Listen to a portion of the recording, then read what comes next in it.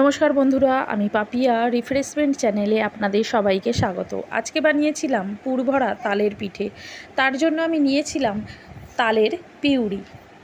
এখানে আমি 1 কাপ তালের পিউরি নিয়েছি, হাফ কাপ সুজি নিয়েছি, হাফ কাপ চিনি নিয়েছি। চিনিটা যতক্ষণ না গলে যায় ততক্ষণ আমি এটা ভালোভাবে মেশাতে থাকবো তালের পিউরির সাথে।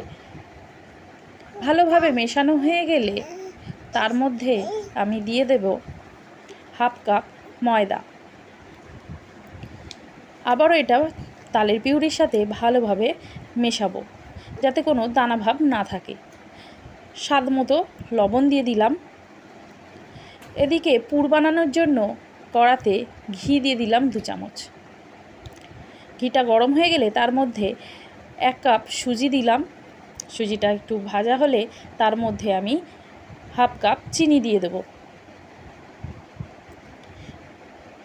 তারপর সামান্য সামান্য দুধ দিয়ে আমি পুরটা বানাতে থাকব। দেখতেই পাচ্ছেন অল্প অল্প করে দুধ দিয়ে দিয়ে আমি বানাচ্ছি। এবারে আমি দিলাম চালের গুঁড়ো 2 চামচ। কাজু কিশমিশ আমি ভিজিয়ে রেখেছিলাম, সেগুলো টুকরো করে নিয়েছি। পুরের মধ্যে আমি দিয়ে দিলাম। দিয়ে পুরটা দেখুন আমার একেবারে তৈরি হয়ে গেছে। এটা ঠান্ডা হওয়ার জন্য আমি রেখে দেবো। দেখুন ঠান্ডা হয়ে যাওয়ার পর আমি ছোট ছোট গোল গোল করে নিচ্ছি। খেজুরও আমি ছাড়িয়ে কেটে রেখেছি। এদিকে কলা পাতা আমি ধুয়ে পরিষ্কার করে রেখেছিলাম, সেই কলা পাতার মধ্যে পিউরিটা দিয়ে ভালো বিছিয়ে দিয়ে আমি তার মধ্যে সুজির যে পুরটা বানিয়েছিলাম সেই পুর দিচ্ছি এবং মাঝখানে একটা করে খেজুরের টুকরো দিচ্ছি। দিয়ে আমি কলা পাতাটা ভাঁজ করে নিচ্ছি। একটা একটা করে আমার সবগুলোই প্রায় তৈরি হয়ে গেছে। এবার আমি 10 মিনিটের জন্য ভাপে বসাবো।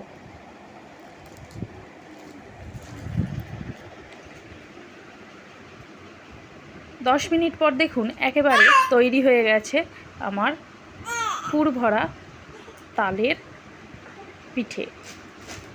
বন্ধুরা, আমার ভিডিওটা যদি আপনাদের ভালো লেগে থাকে অবশ্যই লাইক, কমেন্ট, শেয়ার করবেন।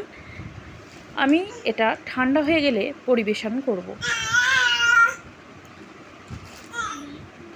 আপনারা অবশ্যই এটি বাড়িতে বানিয়ে দেখতে পারেন। খুবই সুন্দর খেতে হয়েছিল। ধন্যবাদ।